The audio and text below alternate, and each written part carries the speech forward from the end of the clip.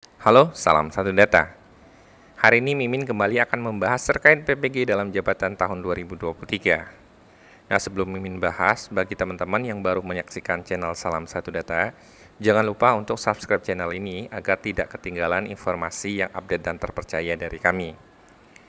Nah, hari ini Mimin menjawab pertanyaan dari teman-teman terkait bagaimana cara melakukan pengisian biodata diri untuk pengajuan PPG dalam jabatan tahun 2023. Nah, teman-teman silakan login ke aplikasi SIM PKB-nya masing-masing, kemudian di menu profil teman-teman akan menemukan kolom biodata diri. Nah, di sini nanti teman-teman akan melakukan pengisian dengan cara melakukan menu lengkapi yang ada di sini. Nah, di sini ada perbandingan teman-teman itu data yang saat ini dengan yang di Dapodik ya. Nah, saat ini teman-teman cukup isi bagian lengkapi di sini. Kemudian nanti akan muncul sebuah form seperti ini. Di bagian paling atas untuk nama itu tidak dapat dirubah lagi karena ini langsung diambil dari data Dapodik. Nah, jika Bapak Ibu ada kesalahan nama, sebenarnya ini langsung diperbaikannya di Dapodik oleh operator sekolah melalui aplikasi Verval PTK nantinya. Tapi harusnya sudah benar ya, karena kemarin sudah melakukan perbaikan data atau cek NIK ya, validasi NIK dengan Pusdatin. Nah, untuk bagian jabatan di jabatan ini, sebelum Mimin jelaskan bahwa di pengisian PPG ini ada yang bersifat mandatori atau wajib teman-teman isi, ditandai dengan tanda bintang merah. Ketika tidak bermilik tanda merah atau tidak memiliki tanda merah, sebenarnya teman-teman itu tidak wajib mengisi itu, tetapi alangkah baiknya memang diisi saja gitu ya. Jadi kalau teman-teman ketemu yang seperti ini, sebenarnya ini kolom yang tidak wajib diisi, tapi ini ada baiknya diisi. Nah, untuk jenis jabatan teman-teman bisa isi dengan jenis jabatan teman-teman sebenarnya. Misalnya contohnya adalah guru mapel, teman-teman bisa isi ya. Atau kalau teman-teman itu adalah guru kelas, teman-teman bisa isi guru kelas, teman-teman bisa isi guru BK, atau teman-teman dari swasta bisa isi guru tetap yayasan. Atau teman-teman bahkan cukup isi namanya guru saja ya. Ini boleh, Mimin sudah confirm ke beberapa teman-teman dinas dan BGP, tetapi keputusannya atau tiap-tiap dinas daerah masing-masing atau teman-teman BGP itu mungkin berbeda-beda, mereka ada kebijakan sendiri ya. Tapi Mimin konfirmasi itu boleh di daerah Mimin. Nah, kemudian di bagian jabatan fungsional ini enak, sudah ada ketentuannya. Kalau yang ini berarti melekat kepada teman-teman yang ASN PNS. Jika teman-teman itu adalah ASN PNS, berarti pengisian ini disesuaikan dengan pangkat golongannya gitu ya. Jadi misalnya seperti ini. Kalau teman-teman itu adalah 3A, saat ini pangkatnya 3A dan 3B itu adalah guru pertama. 3C dan 3D itu adalah guru muda. Kemudian 4A sampai 4C adalah guru madya. Kemudian 4D sampai 4E adalah guru utama. Jadi Mimin contohkan misalnya teman-teman itu adalah guru dengan pangkat 3A saat ini, berarti teman-teman pilih guru pertama. Tetapi kalau teman-teman saat ini adalah seorang guru honor yang bukan ASN atau guru tetap yayasan, teman-teman isi saja dengan tanda strip. Nah, ada yang bertanya juga kalau P3K bagaimana? P3K kalau teman-teman lihat di SK teman-teman itu adalah guru pertama karena dihitung dengan golongan 9. Tapi ada yang bertanya lagi, kan Japfungnya belum, pengangkatan untuk gurunya belum, nah, jadi belum punya serdik.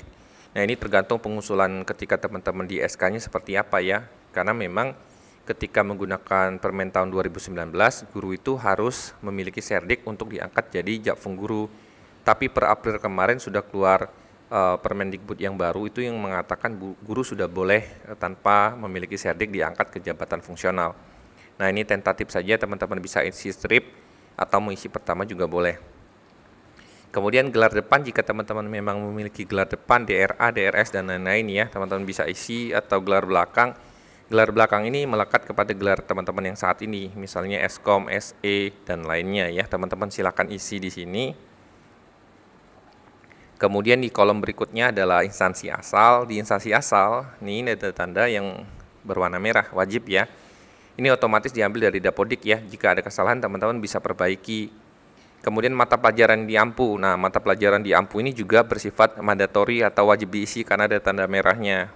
Nah, di sini teman-teman bisa isi dengan keterangan misalnya adalah saya misalnya guru produktif.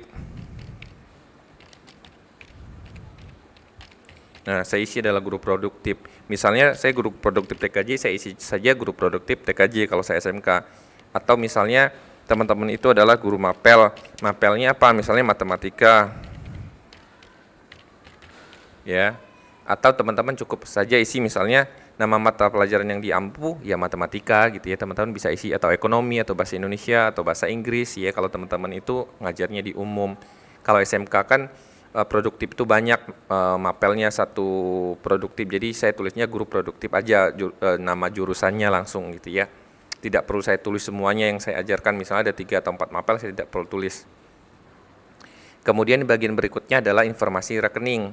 Nah, informasi rekening ini teman-teman silakan pilih nama bank yang teman-teman punya saat ini ya, yang masih aktif.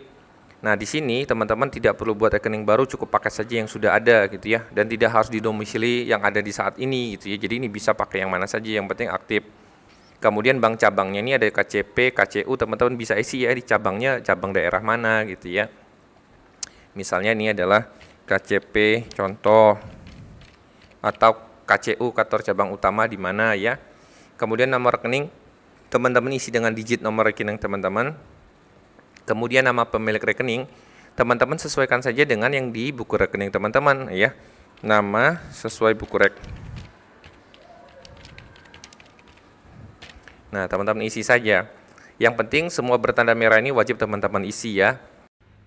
Kemudian yang terakhir ini adalah untuk pengisian biodata untuk kontak ya. Di sini teman-teman memasukkan nomor handphone dan nomor WhatsApp. Nah, untuk nomor handphone dan nomor WhatsApp ini pastikan nomor handphone teman-teman itu yang aktif ya. Nah, ini karena nanti mungkin ada keperluan dari teman-teman GTK untuk menghubungi teman-teman, misalnya untuk penggabungan grup, untuk seleksi akademik, atau untuk informasi keterangan mengenai perkembangan seleksi akademik maupun pelaksanaan PPG nantinya. Nah, ini juga untuk email, alamat surel atau alamat surat elektronik atau email, teman-teman juga menggunakan alamat emailnya yang aktif dan bisa dibuka. Jangan menggunakan email yang memang tidak aktif atau tidak dapat diakses. Nah, ini adalah panduan bagi teman-teman untuk melakukan pengisian biodata diri.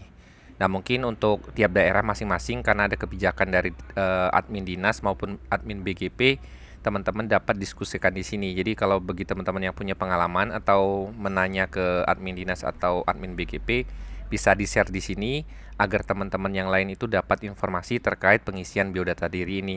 Mimin perlu sampaikan mungkin ada beberapa daerah yang kebijakannya berbeda-beda ya.